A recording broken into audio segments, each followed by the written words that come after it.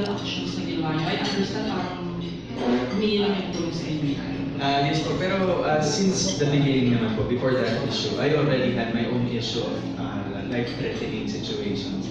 And we asked for the help of the GMART Center and the NBI po to do something about it. And we've been taking actions naman po with regards to that. But kasi ang akin lang naman po, if you're threatening someone, that's a 90%, there's a 90% probability na hindi mo siya gagawin because you're threatening.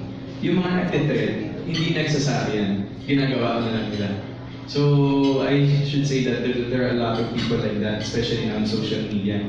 Napakadaling gumawa ng statements and threats like that. Pero, so far naman po, we've been very careful with that. And kumbaga, we just take extra caution sa labas, like that. Pero, kumbaga, yung mga threats ko like that are being done by people na wala siguro magawa. Thank you. Thank you po dito.